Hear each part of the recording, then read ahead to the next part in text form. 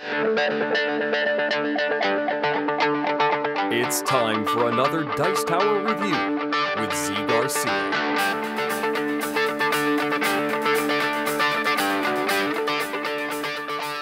Hey everybody, today I'm taking a look at a tile laying game called Okanagan, Valley of the Lakes. And this game is, as I said, a tile laying game in which you are going to be influencing the different land types in order to, when they are scored, get the most tokens, the most goods from that land, and most helpers, in order to turn all of that into victory points. Let me show you how this works.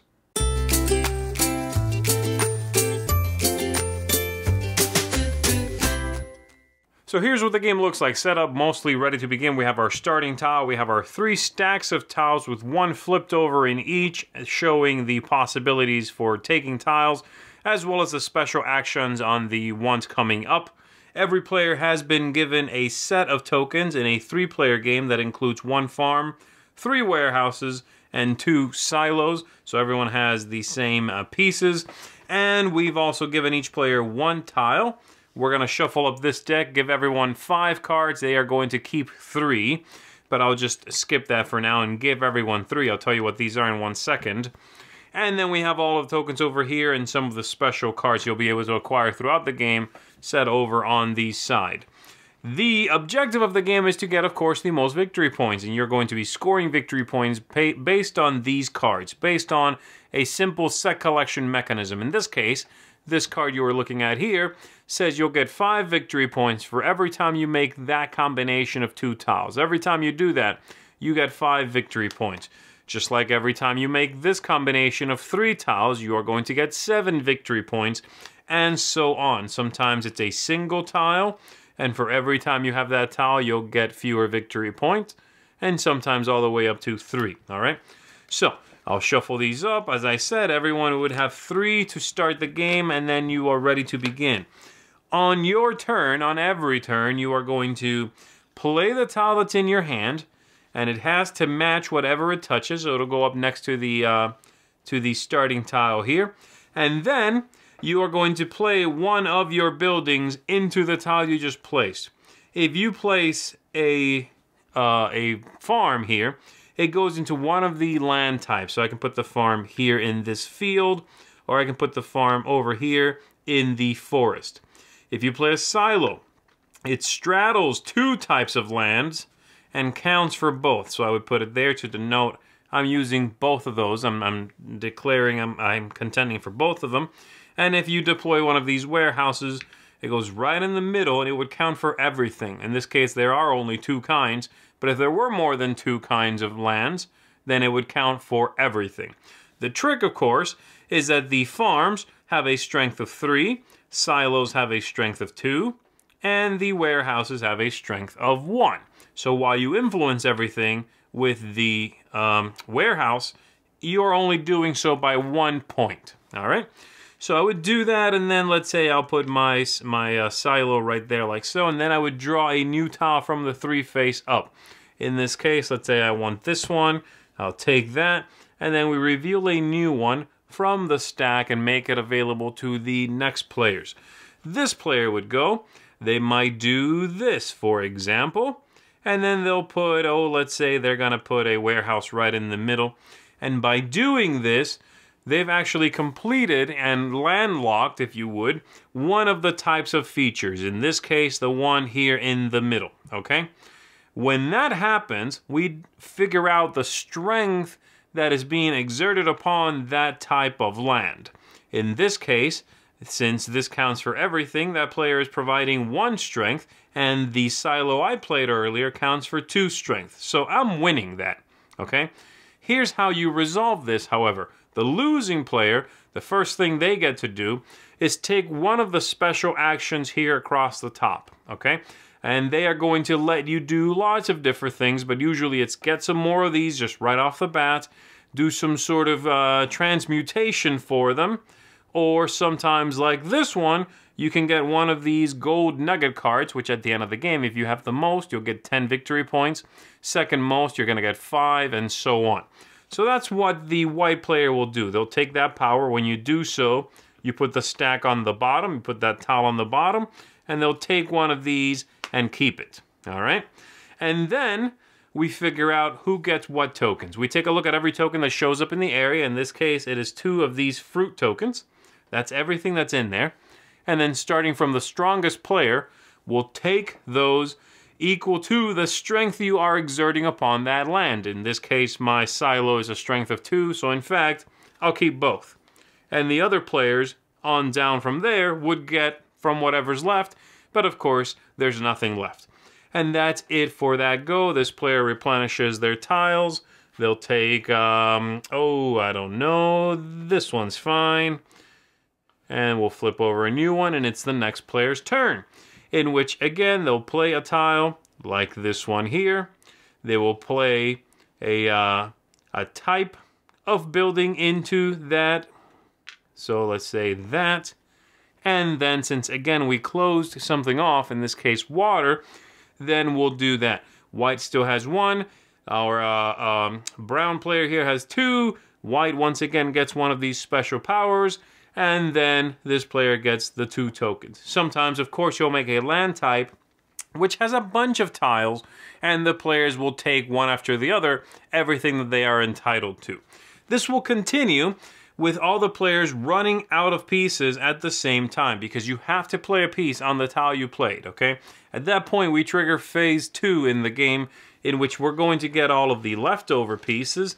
These have been set aside, all right? And then all the players also are going to get some new cards from the scoring card pile, and they are going to be able to possibly switch out some of the goals they've been going for. You'll get a couple new cards, and then you have to get rid of a couple of cards. It could be the same ones you just got because you're happy with your initial hand, or you might switch some out. And the game continues until we've played all of those new pieces out to the table, and then we score. And as I said, scoring is very simple. Yes, you'll score the gold nuggets, but mainly you'll be scoring these. Whatever you are going for there. And if you are using something for multiple cards, by the way, they will count for both. So since, for instance, the furs here, I believe that's what that is needed by this card and this card, it will count for both if I have a single one. And that's basically the game. There's a couple of special powers that I'll tell you about very briefly. You already know about the gold nuggets here, but there are a few others. This one lets you get any token that is a square token. This one lets you get specifically 2 of those, which are a stone or a mineral. Any round token. This one's going to let you switch 2 tokens. You have a few. This one lets you bury all, get rid of the 3 tiles showing and display new ones. This one lets you draw 2 new scoring cards and then get rid of 2 scoring cards, maybe changing your goals earlier than everybody else has a chance to, and more often than everyone else has a chance to, and so on. There's a few like that. Everyone has to give you something, etc., etc., all right? So that should give you an idea of how the game works. Exert your influence onto the land, be sneaky with your placement of buildings, know when to play your strong one, know when to play your weak buildings, and collect the right tokens, trade for the right tokens, use the power smartly to come out ahead and get the most victory points. So that's basically it. A couple of other scoring opportunities over here, but generally you now understand how the game works. So let's go back up top and let me tell you if I think this mechanism and how everything comes together works well. All right, so that's going to be Okanagan. Let's take a look at the game a little bit. I do want to say before I start with my target audience system, that the game is lighter than I expected it to be. I thought I was going to get something a little more crunchy, but this is basically family weight plus contents in here, which is fine. That's great. Just not quite what I was expecting, you know. So let's kick it off with thematic ties. I think the game has an attractive theme. It's interesting, it's well implemented, but it certainly could have been anything else. And the game does not come across as thematic. And it's not something I would pull off the shelf because I love the theme so very much. But it fits, it works well for what we're doing. The aesthetics here, I think, are very nice. The game is well designed from an iconography point of view. And the colors used, the look of everything, the way the board develops, all of that looks very good. And the icons printed on the tiles are very clear. They did not try to hide the symbology in the artwork or anything like that, which would have been, in my opinion, problematic. It's just printed on there exactly what you are going to get, you know, what the pool of tokens is going to be when that land is finally closed up and scored. So the look for me is spot on, very good look. The replayability here and the scalability. The scalability I find is fine. You get fewer pieces, you get a different configuration of pieces with different number of players, so that will work itself out. The replayability I think is fine. It is maybe similar to something like Carcassonne, but which this game definitely feels like it's inspired by that game, you know. But you are basically doing the same thing from game to game. That's interesting enough, and there will be enough tactical decisions in the game that I think you're going to enjoy, you know, sort of having a response to any given moment. But you are doing most of the same thing from game to game. Now, having 3 tiles available to you every time you replenish your hand, that's going to help replayability. And being able to cycle through your goals at various points in the game, at least one point in the game, also is going to help the replayability and how you adapt to what's going on. The game length is very nice. It says 45 minutes on the box. That's about right. The game does not outstay its welcome, and you are going to have that reset point in the middle where you got all of the rest of your tokens to be able to play with, which does force you, and really seems to be the only reason why that's there. It does force you to consider what piece you play when. You know, you have to use that one farm in a 3-player game once in the first half of the game. You don't get to put out all your farms early or late in the game. So I like that. Yes, you also get some new goals and you can trade them out, but usually if you've been playing smartly, you don't normally do that because you've been working towards the ones you have, but it's there. The ease of play, which is fiddliness, if there's any weird design choices, anything like that. At first I thought it was a little tricky that you have to put out a piece every time and you have to be careful about discerning which piece is placed where. Just be, you know, mindful of that. Don't get sloppy with your placement or you might make the scoring a little harder than it should be.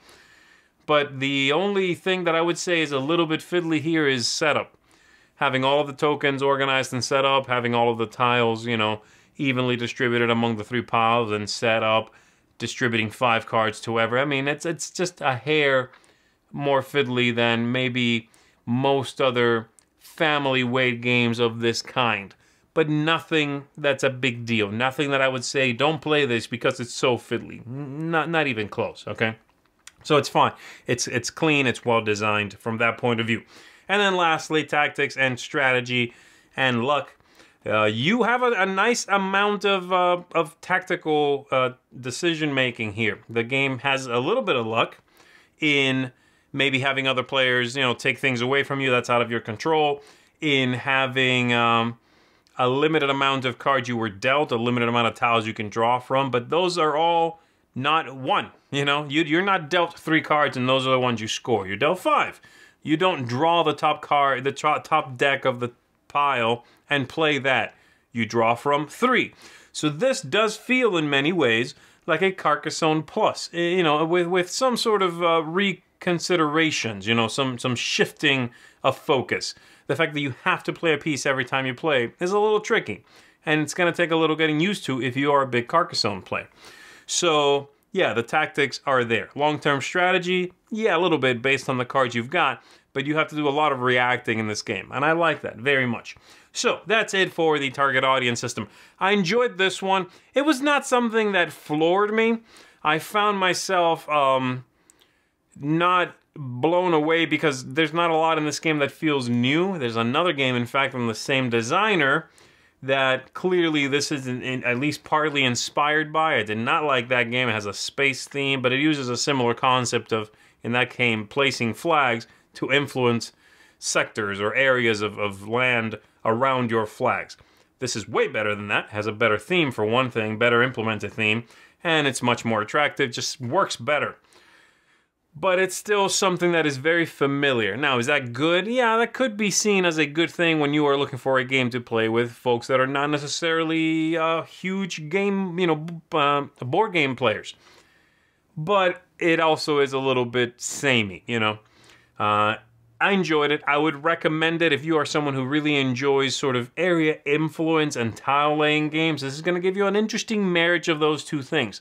So for that audience, I think this is going to be really right up your alley. You're going to enjoy it. Okanagan is really fun. It's well made. Nice package here. Good for families, especially people that have played already a few things like Ticket to Ride and Carcassonne, and they're ready for something a little more interesting. So this one gets a seal of approval from me. Go check this one out if it sounds like you are in the right group for it. Okanagan. Thanks so much for watching the Dice Tower videos. Find more great videos and reviews, as well as our top-rated audio podcast at Dicetower.com. The Dice Tower is sponsored by Cool Stuff Inc., where you can find great games for great prices. Cool stuff in stock. Check them out at CoolStuffInc.com.